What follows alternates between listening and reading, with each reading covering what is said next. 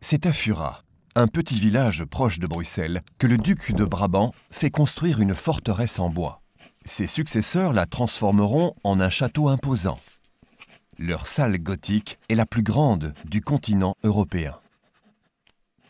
Lorsque les ducs de Bourgogne se rendent à Tervuren, c'est avant tout pour se détendre et chasser le gibier dans l'immense forêt autour du château. L'empereur Charles Quint, qui ne se rend que rarement dans sa résidence secondaire à Tervuren, y invite les grands d'Europe et organise pour eux de grandioses parties de chasse dans la forêt de Soignes.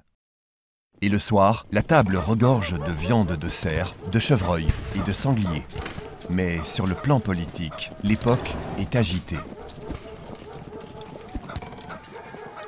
Lorsque Philippe II accède au trône, Tervuren est un territoire espagnol. Les catholiques et les protestants sont engagés dans une lutte âpre et les guerres de religion ont des conséquences désastreuses pour Tervuren. L'église est endommagée et des maisons et le presbytère sont détruits par le feu.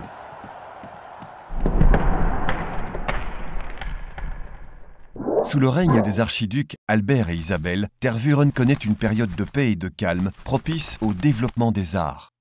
Ils érigent une chapelle pour Saint Hubert, patron de la chasse, ils restaurent le château et l'embellissent avec une centaine d'œuvres peintes par les plus grands maîtres.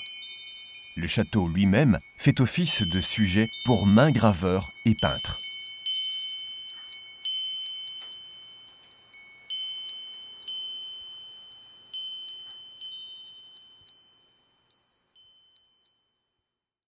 Après la mort d'Albert et Isabelle, les troupes françaises, hollandaises, allemandes et espagnoles croisent à nouveau le fer.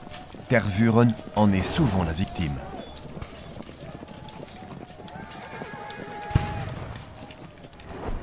La paix revient en 1713. Charles de Lorraine s'installe au château de Tervuren. Pendant 30 ans, il dépense des fortunes pour embellir la demeure et le parc. C'est ainsi qu'il fait aménager un spectaculaire jardin des délices, des étangs et des canaux, une usine expérimentale et un gigantesque complexe d'écuries en forme de fer à cheval.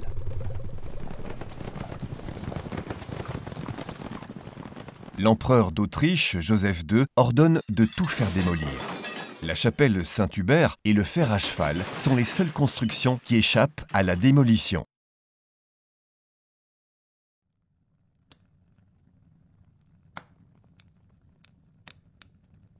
Le domaine de Tervuren périclite jusqu'au moment où Guillaume Ier d'Orange-Nassau en prend possession. Le domaine lui est offert pour le remercier de son héroïsme lors de la bataille de Waterloo en 1815. Il y fait construire un pavillon luxueux avec de grandes terrasses et d'impressionnants escaliers. Après la Révolution belge de 1830, Guillaume doit céder la place au roi des Belges. Quelques années plus tard, le pavillon est entièrement détruit par un incendie. Le roi Léopold II fait construire le palais des colonies sur les ruines du pavillon. Il projette d'y organiser une grande exposition sur le Congo belge. La collection congolaise du roi prend une telle extension que le palais des colonies devient trop petit. Il fait donc construire un nouveau musée beaucoup plus grand, le musée du Congo, l'actuel musée de l'Afrique centrale.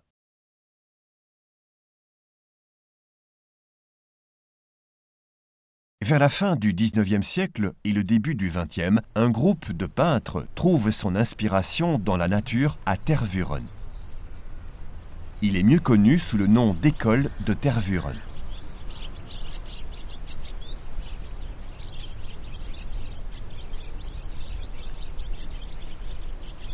Et c'est ainsi que Tervuren écrit à chaque fois une nouvelle page d'histoire, que ce soit avec son patrimoine, ses habitants ou ses sites naturels. Car à Tervuren, la nature a tous ses droits. La forêt de Soignes, la plus ancienne forêt de Belgique, est sur le point d'être couronnée. Elle figure sur la liste du patrimoine mondial de l'UNESCO car une forêt ancienne de 4400 hectares à un jet de pierre d'une grande capitale est absolument unique en Europe.